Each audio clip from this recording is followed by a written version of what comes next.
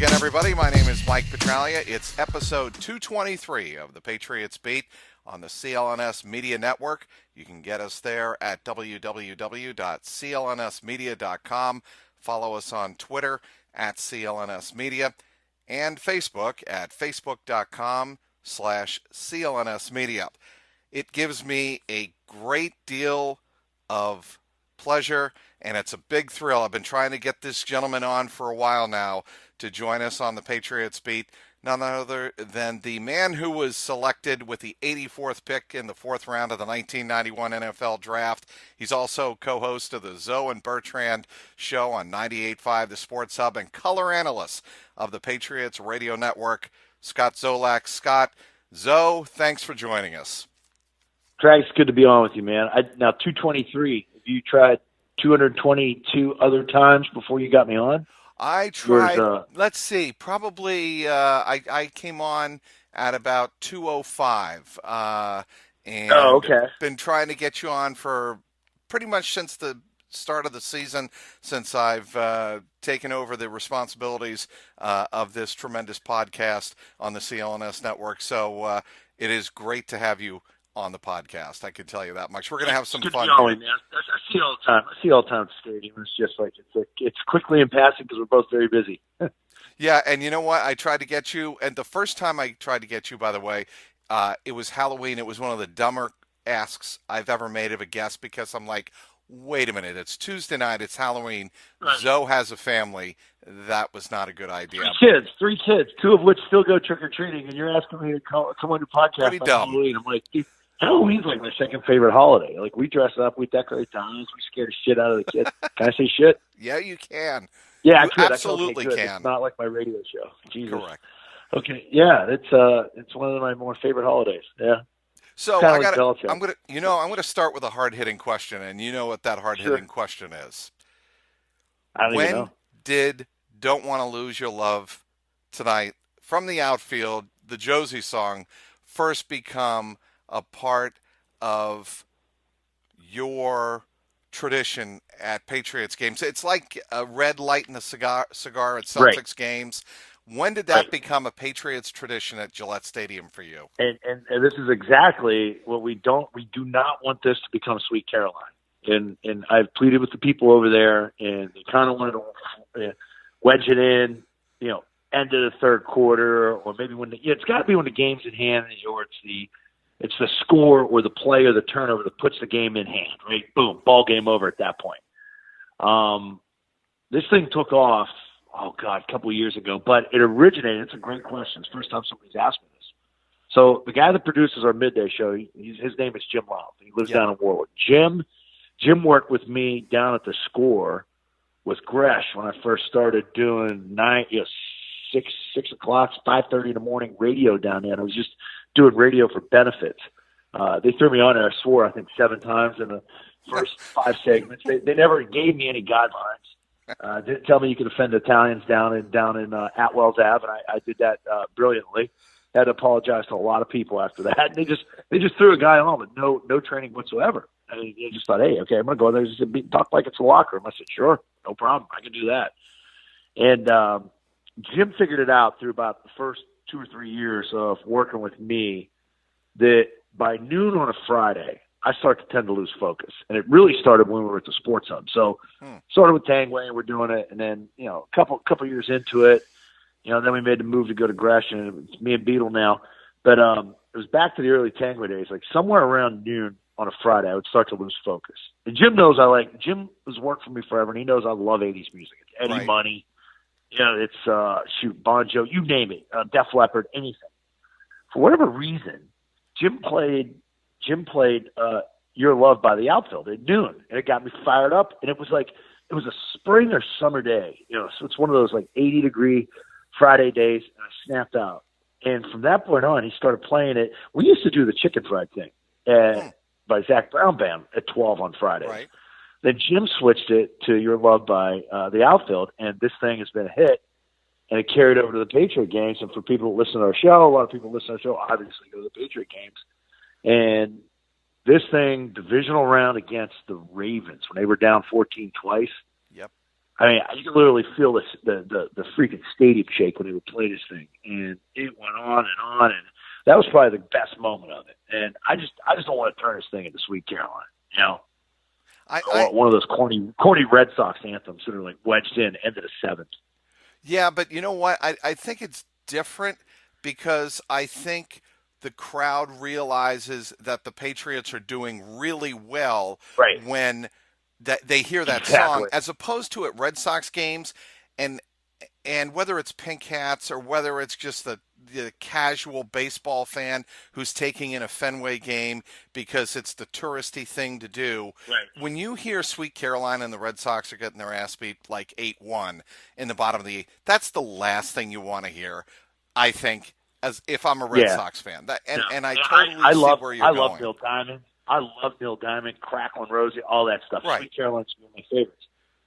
The Red Sox have made me, and the way they do it at Fenway, made me hate Sweet Caroline. And we get that a lot.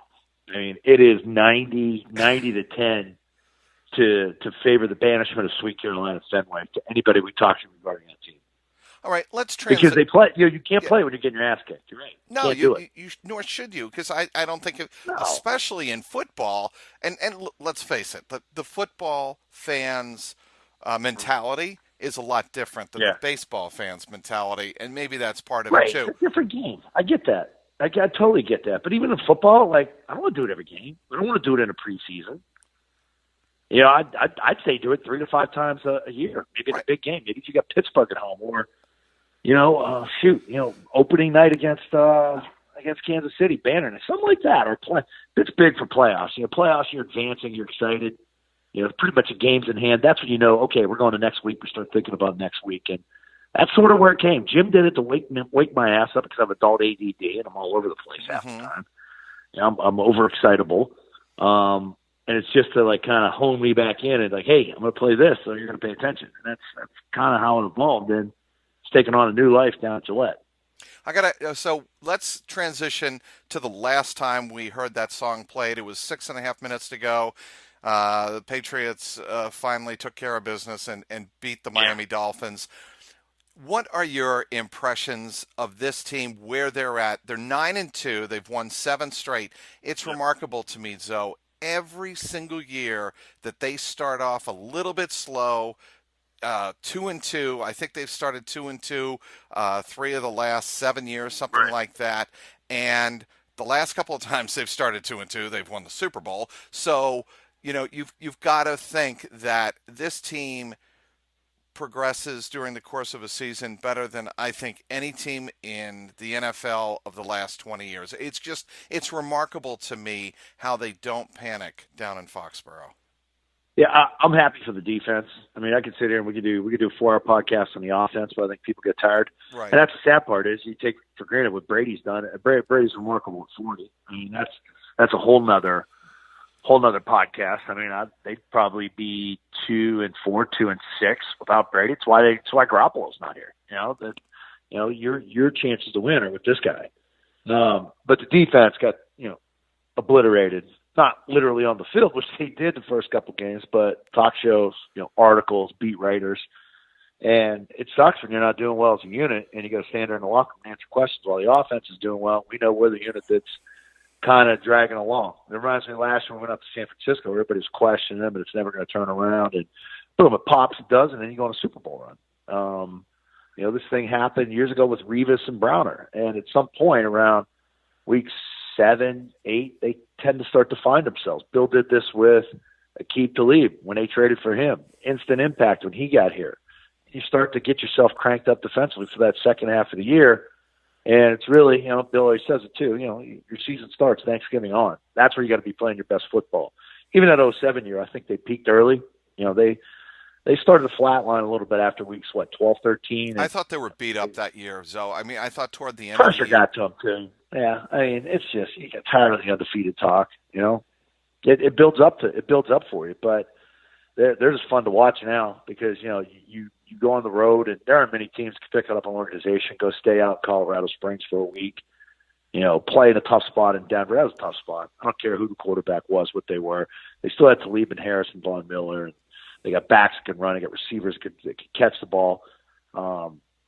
it's just, they've handled their business better than anybody in the league. And it's fun to call in games because I know the offense a little bit, same terminology, so I could sort of advance and see some things coming. Especially with the motion, and it's fun watching them use backs now. They got backs now that they can bring in 3 backs or 4 tight ends and go regular and super big, and you've got the defense subbed out to where we got bigs, and then boom at the snap they're an empty. No other team in the league can do it, not even Pittsburgh. So it's just fun watching them sort of come together. I'm glad you brought up those 2 points because my next 2 bullet points that I have written down here, Stephon Gilmore versus Darrelle Revis in 2014. Let me start here. So I went here with Bill Belichick today on the conference call, and you probably can guess what Bill said to me when I asked him about any potential similarity between Darrelle Revis and Stephon Gilmore, because like you said a little while ago, Revis had that adjustment period for pretty much the first half of 2014, and we saw how much Gilmore struggled at the beginning of the year, whether it was communication, whether it was scheme and trying to understand what the Patriots wanted him to do and the secondary coaches wanted him to do playing corner. And Bill told me, look, I don't know about all of that. I mean, every player's different, whether it's Talib, whether it's Revis, whether it's Gilmore, every player's different. But I will tell you that the coaching staff works their tail off to make sure Gilmore got to the point where he's more comfortable. And Bill, spent the second half of the answer talking about the job Josh Boyer has done, getting Gilmore much more comfortable in the system. And he's been better. He has been better. It seems like he's better in man situations. But, when Darrelle Revis came here, he had already Darrelle Revis a football life on NFL Network. Darrelle was playing a player. We knew about Darrelle. He was the enemy. The Jet games. He was the best cover corner since Dion. I think Ty Law's up there with those guys too. I play with Ty. I think Ty had all the skill sets, physical, cover. Some guys won't hit. I didn't think Dion would hit that much, but Ty would hit. Darrelle would mix it up, but Darrelle's balance and his ability to just stay steady and play steady, and his instincts alone were phenomenal. I look at him and Gilmore as completely different players. Gilmore's more of like a Browner build. He's taller, he's longer. I think he plays a little pissed off, which is good. I remember him at camp. Remember we were getting the scraps with Edelman, and yes, we're not friends out here, and I'm like, holy crap, we got a good one here. But when they signed him day one, it kind of shocked everybody because that's not what they do. And I kind of had to recall, like, okay, well, what did he do in Buffalo? And I called the games against him. I'm like, well, wait a minute, we hung 42, 37, 50. We hung a lot of points in Buffalo. Chris Hogan got him on double moves, all that stuff. Everybody remembers that play in Buffalo, by the way. Yeah, where Gilmore's turning around at his teammates. And right. That's what, I think a lot of Patriots fans were wondering in the first half of the year or first quarter of the year, is that the guy we got? Yeah, I think Darrelle is the best they've had other than Ty Law, but don't sell Keith Talib short. I love the way that guy competes. He was hysterical last week. I know that's not good for the league, and the league doesn't want that.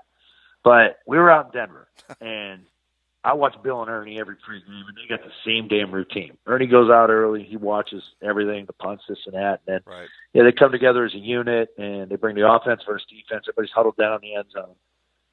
And Denver's leaving the field. So their warm-up is already done. They're going into the locker room. Bill, for the first time in my career covering this team, leaves his huddle and goes and seeks Aqib Talib out on the sideline to embrace him and hug him and talk to him before he goes into the tunnel. I never saw that before. So that goes to show you the respect he has for that player. I mean, that's the little things. Remember when Walker, the player, had an illegal hit? It was a dirty hit. Like, he went to the wall for Aqib. I know he loved Aqib Talib. And it just didn't work out here. He ended up getting a lot of money, and what the Patriots do, they let you go test the market. If you find the money, you're going to sign elsewhere. If not, you're coming back.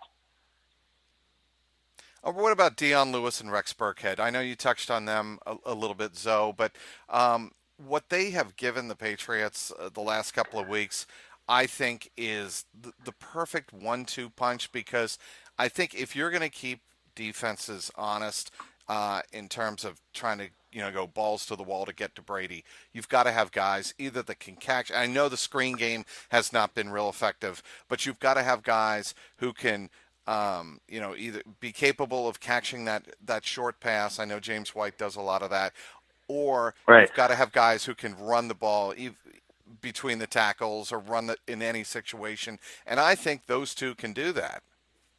Yeah, screen's the toughest thing to run, and not only run but call it, because you got to call it right against the right defense. You got to have a good rush upfield. You got to have the quarterback be able to bait the guy. You've got to execute getting your linemen out, and those guys trip over each other's feet sometimes, and it's not always smooth, and it's timing. Everything is timing predicated in that screen game, and you got to have a back that has the knack to do it. I think we've known through 12 games now that Brandon Cooks is not a good down-the-line screen guy. Throw it out to him. He's so antsy and he's so gung-ho that he wants to catch it and just go, where Danny Amendola and Edelman have the patience for it. It's just, I think they got some round pegs trying to fit in some square holes now. But Burkhead reminds me, I played with Kevin Turner for a while, and Kevin Turner and Rex Burkhead got a lot of the same traits, except Rex is a little more explosive. He's more of a quicker guy, where Kevin's more of a hard-nosed guy, but Kevin can catch the shit out of the ball. I think Rex can do that too. I don't think we've really saw the tip of the iceberg here yet with Rex. I mean, they can run him on angles, seams. Now with Bennett being out, I think Burkhead could be that seam guy opposite Gronkowski that safeties and anchors are going to have to worry about. And the best thing here is, Dion Lewis played a ton in the preseason. You're thinking, okay, they're showcasing him and trying to trade him in that. And he just kept his mouth shut and worked, and he's formed into the number one feature back on his team, and it's kept James White healthy. And you're going to get a game here or two down a stretch where you might be down 7 and you got to put on Brady's back. You're going to have White in the huddle with him, because that's going to, absolutely. He got one target last week. There's going to be a game where he's going to get 12 down the road here. It could be in Pittsburgh. Gillisley's a healthy scratch. This thing will work itself out. Okay. Somebody's going to get nicked up. So what's going to become of Mike Gillisley? I have no clue. I don't know. I mean, that's probably one of the big I think surprises to a lot of people. Yeah, I think he would have been. He thought he should have been your number one back, right? And like your bell cow, he should be your first down guy. James White your third, Dion your third, and Rex sprinkled in between there. And this thing has completely worked itself backwards almost to where your smallest guy is now your feature back, but he's also your strongest runner. I just think Gillisley's a step below what Garrett gave you. But Garrett was pretty damn good. Garrett had a good knack understanding for what this running game was and how to find holes and run hard and get to daylight. And Gillisley has yet to really step out of a tackle, even in open field. So that's concerning. All right, speaking with the the color analyst, the very popular and one and only color analyst of the Patriots radio network, Scott Zolak. Listen up, Hoops fans. Basketball season is back, and now that your favorite hardwood heroes have returned to action, it's time for you to put your fantasy knowledge to the test to win huge cash prizes. Every night, playing one-day fantasy basketball at DraftKings.com. At DraftKings, there are so many ways to play. Choose from public contests with huge cash prizes or private contests where you can compete against your friends. They've got even beginner and casual contests where you'll play against people of similar skill level. The best part, you'll get to draft a new team each day, and drafting a team is arguably the best part of fantasy. The only thing better, winning cash doing it. Just ask Dan from St. Louis or Jeremy from Austin. They both turned a $3 entry into $1,000. Huge cash prizes and bragging rights await only at DraftKings. Use code CLNS at DraftKings.com to play for free with your first deposit for your share of $10,000 in total prizes tonight. Do not wait. Use code CLNS at DraftKings.com now to choose your lineup, and you can seriously cash in tonight. That's code CLNS only at DraftKings.com. The game inside the game, minimum $5 deposit required. Eligibility restrictions apply. See DraftKings.com for details. Once again, talking with the one and only Scott Zolak of the Zoe and Bertrand Show on 98.5, the Sports Hub, and obviously the color analyst along with Bob Sosi on Patriots radio broadcasts. I want to get to something now that is one of my favorite things you do every week, Zoe, and that is... What's that?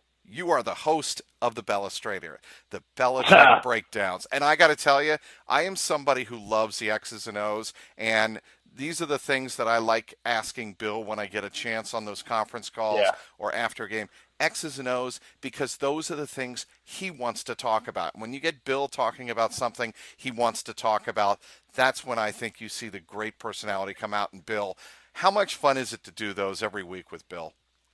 That's good when you win. I mean, thank God they've won on average 12, 13 games a year. So that then helps. We're having 13, sure. 13 good Wednesdays.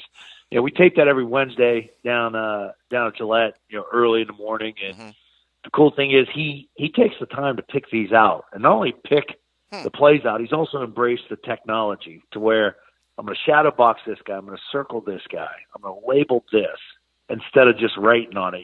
So as technology advances and makes things easier to cut and splice things. I mean, I remember we laughed about this because I was telling him last week.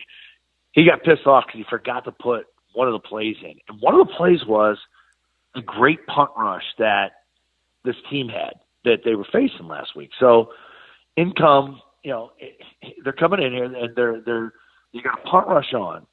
And it's 4th and 9 or 4th and 8. I think there's no way in hell. Okay, so I'm looking down for return. Thank God Bob caught Ebner on the sneak. Or on the fake punt. Right. Because nobody in their right mind calls fake punt on 4th and 8, 4th and 9. But Bill, the previous Wednesday, highlighted, they're pretty devastating at rushing the punt is Miami. So that thing was already in effect by the time I was in there Wednesday morning at 8 a.m. So it was already game plan. At some point, Monday or Tuesday with Joe Judge, that, you know what, if we got a fake punt here, we're calling it. We're calling this sucker because we see something. So Bill diagrams that, and he goes through it. He gets a kick out of it. He does, because it's something that works for him in practice. The ones he loves is when you have the exact same formation in practice. You saw this in 3 Games of Glory or Football Life or whatever it is, when the Super Bowls where Ernie Adams would draw something up, the right. Pete Carroll play of the pick, and boom, there it is right there. The Malcolm go. Malcolm did it wrong this way, and then he plants the foot. Bill loves that type of stuff. So anytime we can do that, he'll be there and he'll talk about that specific play for 4 minutes or so. But you're right. And I know he kind of scoffed at a question by Karen Garrigan this past week. And I don't think there was any intention to make Karen look bad there. No, I don't either. And I was said, front row when Karen asked that question. That is Bill's way of saying, I know people are thinking this. Yep. This is how I feel about Tom playing, because he knows he gets this question. We talked about that. Yeah. Yeah. We talked about it on the broadcast, like, you got to get him out. They're trying to knock him out of this game. But based on if they played the way they played against Denver and Oakland, I think Tom would have been out of there with maybe 8 minutes left. I really do. Really? Because Horner played last week. Bill was content taking him out of the Raider game. And it's still a lopsided game at that point. I know it was 33-8, but still, he's waiting for that question because he knows everybody's thinking it. Correct. And there's probably people in his locker room thinking, well, why don't you take Tom out? Look how beat up. I think, Bill, that's an indicator for him that, okay, we played like crap at times, and we shut down on offense where we had, 3 consecutive 3-and-outs and looked like crap in the third quarter. I'm not going to send a message to my team to where I'm going to take the foot off the gas and take this guy out, indicating, okay, guys, game, set, match. We're done here today. That's a sign to his team that I'm not happy with what we're doing. That's why they were in on Tuesday instead of Wednesday. For the last couple of weeks, they've been in on Wednesdays. Give them 3 days off. Hey, throw them a bone. They're playing well. Right. He's not happy with something he saw in the Miami game, whether it's defense, whether it's offense. He won't tell you. He won't tell me. But there's a reason he did what he did, and whether it was Karen, whether it was you, whether it was going to be Mike Reese, somebody was going to get the end of that question. Like, well, what are you looking at? We don't look at it that way. And he's just sending a message to the team like, game ain't over. It's 60 minutes. He does that for a reason. He does not intend to make Karen Garrigan look bad, and that was something interesting. He respects. Yeah. People should know who are listening to this. Bill really, really respects Karen Garrigan a lot, and Karen was on the conference call with us, on Tuesday, and Bill has all the. You can tell the way Bill answers a question many times, the kind of respect that he has for that reporter or that reporters. question. I know Michael Hurley tweeted this out, and I thought it was pretty hilarious on Tuesday. And I know Tommy Curran, quoted the tweet when Belichick inserted Matt Castle. You remember the game, 2007. Yeah, Miami against the Dolphins. I don't know what. I didn't see the tweet. All you got to do is tell me the Miami game where he spun around and Jason Taylor with the pick or pick six or whatever it was, and boom, Brady went right back in. Correct. And Belichick's answer was priceless that night after the game, where he's like, well, we're up whatever it was, 21 points, but another turnover, and it's a 14-point game in the middle of the fourth quarter. You don't have to tell me I was there. It was the quintessential Belichick answer to taking Brady out of the game. They blew that play dead. It should have been a 21-0 game. You had the errant snap, and instead of being 21-0, it was 14-7.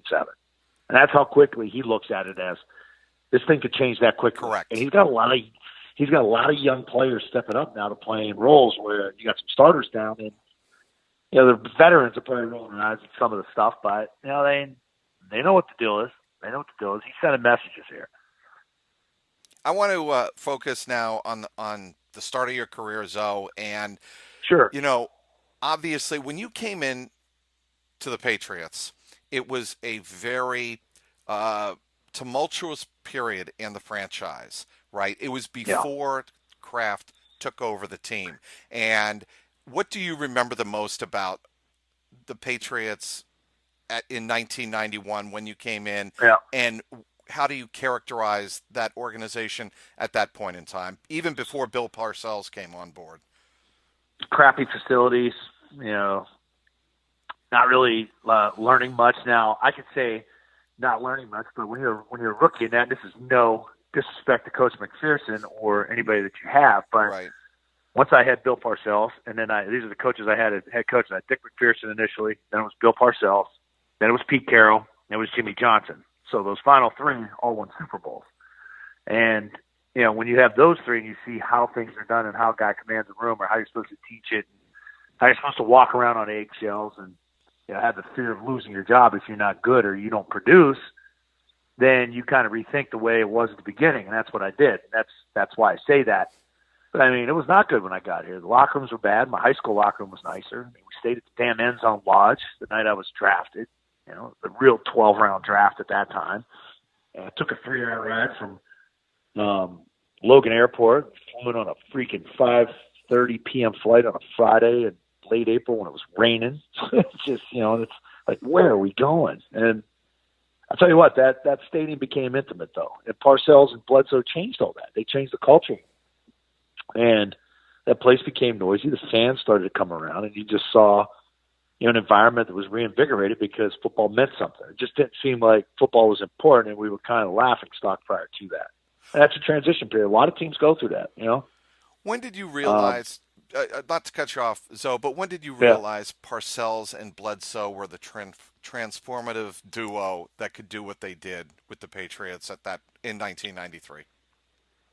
First time I played catch with Drew, kind of knew, okay, he's stinging my hands. And, he played catch with everybody. And I was at Maryland with O'Donnell and those guys, but nobody threw the ball like Bledsoe. And I was around Marino. You could see Marino throw it. You see Elway and those guys. And that was, the middle of the 80s class of quarterbacks that were peaking at that time in the league. And it was a Viking game when we were down a ton and getting our ass kicked. And I just remember being in the locker room at halftime, and they're trying to draw shit up on the board and this and that. I look at Ray Perkins. I'm like, hey, Ray, this kid loves the 2-minute drill. Just put him in the gun and turn this kid loose. Just put it on. What do we have to lose? We're down by a ton of points. And I hear Parcells looks over and gives me a look like, what the F are you looking at? Like, what are you saying? He goes, it kind of makes sense. And then they huddle on that. And they go, all right, here's what we're going to do. Everybody up. We're going to go 2 minutes. It's like it was their idea. They were just trying to come together with some plays to get a drive going. I'm like, screw the drive. Put the kid in the gun and let him call the plays. That's what he's comfortable doing. Any quarterback in a 2-minute situation, when you put him in a gun, is going to call the plays he knows he can hit. Instead of, okay, here's a play. We're going to do it by design, and if it works, it works. If not, we're going to try and call another one. And, and it just something clicked there. something clicked there. And Drew had a toughness about him too. He played hurt with a lot of injuries nobody knew about. The pin in the finger and all that just seemed like, God damn, for 6 years I was never going to get a chance to play. And it took a pin, in his finger, and for Brady, basically almost dying and getting his lung punctured to get in the damn game. So he had a certain toughness about him, and it was a pleasure to play with him. You played with the following you played at Maryland, and the following quarterbacks. I know you mentioned Neil O'Donnell, Frank Reich, and Boomer Esiason. Do you have close relationships with all of them? I know Frank pretty well from seeing him in Buffalo, when we would play, and he was always backing up Jim Kelly there, and I kind of keep in touch, and he started coaching. I see Boomer all the time with the radio stuff and the Westwood One. He's always doing games. Boomer, it's a joke in Maryland. Boomer and I, they had to weld 2 helmets together to fit both our heads. We got the biggest heads, I think, to ever play the position. But he's got nice hair, nice blonde hair, so his is kind of hidden a little better. But it's funny. We laugh and joke, but he was a classic, man. He owned the campus. It was boom, boom, out go the lights, and he had a hell of a career, man. It's fun watching him. He's one of the best talk show hosts, in sports radio, so it's great for him. So you may or may not know this about me. I'm a Cincinnati native, and I got to tell you, Boomer Esiason still and I know he's in New York and doing the radio thing in New York, but he is bigger than life in Cincinnati, and I'll never forget. The 34 seconds, the Montana pass over the middle, and how much it broke Boomer's heart. And I'll tell you what, when I see him, I saw him at halftime of the Super Bowl in Houston, and we still talk about that drive, that Montana drive, and he's like, damn it, I knew as soon as we gave him it's like Brady. When you give a guy the ball with 3 minutes to go and he had to go 92 yards, he was going to get the job done. But Boomer Esiason, to me, is one of the great personalities in football today that, I really enjoyed being around him. He had the strike and everything, and he and Sam Weiss were great. Weiss took the mic, hey, this is Cleveland, grow up, all that stuff. And we used to love going to Cincinnati. We'd always go to Montgomery Inn to get the ribs. They always had you guys always had that, spaghetti with the chili on it? That is, Skyline or Gold Star. I actually asked... Skyline. It's Skyline. That's the one we went to. Yes, and I asked Rex Burkhead after the Dolphin game on Sunday. Before he did an interview with me, I asked him, okay, Rex, only one question before we begin this interview. Right. Skyline or Gold Star? And he said, please, I'm from Texas, neither. And his point was well taken, but, eventually he said Skyline. One more thing about Maryland. I'm sure it hurts you when you see the final score 66-3 on Saturday against Penn State. Yeah. Do you really believe Maryland at this point should be back in the ACC and not in the Big Ten? I do. I don't think they're a Big Ten team. It's a shame the way all these conferences now get reclassified. And I know why they do it. They do it for money. It's become a basketball thing. Right. I don't know. And then you get to, instability with the program. And I knew Kevin Plank. He invented Under Armour. The amount of funding you have, and the different uniforms and what he's done to expand facilities there has been great. The basketball program's been good, but not have that tradition to recruit a great quarterback kind of stings. And a quarterback at the collegiate level has changed. It's all read option crap now. Right. And it's a shame to see that, So I don't know. I'm kind of torn because I understand times change, but you would always have the 6'5" quintessential drop back guy. We've had that for years there, and then now all of a sudden there's this fork. Yeah, I just think it's too bad because Maryland has had a great tradition of football, and I think in the ACC it was just a better fit, and I think they could probably recruit better and stronger and a different type of quarterback and different talent. But going up, recruiting against your conference, I think, and I don't think a lot of casual football fans who aren't really into the college scene understand this. When you are in a conference like that. And I had Steve Odazio tell me this. You're recruiting against the other schools in the conference. That's why we make such a big deal of the other schools that we're playing every week in the ACC, because that is your competition and the recruiting grounds. Yeah, it is. And I just remember, man, Jerry Sandusky. I know the issues that Sandusky had at Penn State, but I was a Pennsylvania kid, Pittsburgh, and Sandusky started recruiting me when I was 8th grade. He came in my house once a month. I had meatballs at Paterno's house, and Lou Holtz at Notre Dame, or whoever the hell's recruiting you. Jimmy Johnson recruited me to go to Miami. Schnellberger went to Louisville. It doesn't seem like you have, other than Nick Saban. Les Miles is gone from LSU. You got the guy. What the hell's his name at Michigan State? Nick D'Antonio. Yeah, D'Antonio. Can't remember the damn name. Like, who's the big coaches now? You tell me. Urban. You tell me. I mean, they're changing. They're changing Texas. They're changing Oklahoma all the time. It's not Stoops anymore. Pete Carroll's gone. He's gone to the pros. It's time for, I think, Nick Saban to go to pro ball, and it's almost like Nick's been lost down there. Well, and Urban at Ohio State. Yeah, correct. Yeah. One more question, and it's I only asked this because Belichick after the game the other night was asked by Mike Reese about his good friend Greg Schiano, and I think what happened with Greg Schiano when we're talking about the college culture is pretty despicable. And at least Tennessee did Schiano a favor by showing their colors to Schiano that they wouldn't have had his back long term anyway. Yeah. But I thought that was pretty bad what Tennessee did. Yeah, it's pretty bad. It's nice to pretty much smear the reputation of a coach, and for Bill to put his neck out on the line for a guy like Greg. And I hope he takes Tennessee for a lot of money, and I hope they got to pay him. And I hope the next guy goes there is not going to be the right guy for them, because he doesn't want to step into a situation where sort of you have that win spot mentality, and we're all sensitive to every single thing. And it's crazy the way this world is today. It's just, you could sit there and have the complaint of one person, and next thing you know, all you got to get is 2 or 3, and then this next person's out of a job. It's sort of taking away a toughness to the work ethic of a good football coach, and what he could do, and probably do a great job for that program. That'd have been a good spot for him. Been a great spot for him. Let's end on a brighter note. Mike Tomlin, sure. Bill Belichick would never have done right. with Tony Dungy what Mike Tomlin did the other night. Right. Not in a million years would he have done that. But you got to admit, Zoe, that game in Pittsburgh, we can do this. The Patriots can't, and Bill won't do this. Yeah. But we can look ahead to that game and how much fun that's going to be and what it's going to mean to the Patriots. 2-team race. Yes, it is. 2-team race. I had Kansas City dead 2 weeks ago. We talked about Mike Tomlin and what he said for 2 days now on the show. I think he's 100% correct. And the reason I like it is because it works for his team. Those guys like him. They play hard for him. He's sort of a player's coach. I'll break the elephant in the room, and that sort of bravado. I think it adds to it. I think it adds to the AFC rivalry between these two teams. Not that it's not lopsided, because it is right now. But nobody in this Patriots organization will address it, but Pittsburgh will, and it'll add stuff for that game. But Tomlin's right, and that game will determine where the second game is going to be played. He's 100% right with everything he said.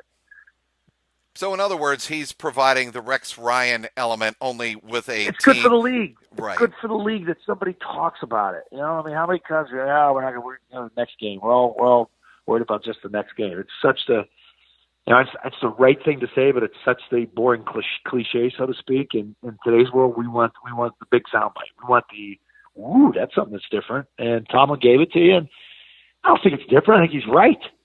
Everybody in this you watch this league every week. There's 2 teams in the AFC. It's them and Pittsburgh. That's it. Nobody else. I don't think there's a third. No, I really don't. I would have said maybe Jacksonville or Tennessee on the right day, but I don't see that. And Tennessee could barely beat Indy the other day. I think you're right, Zoe. It's a 2-team league. I got to tell you, Zoe, it's been a pleasure.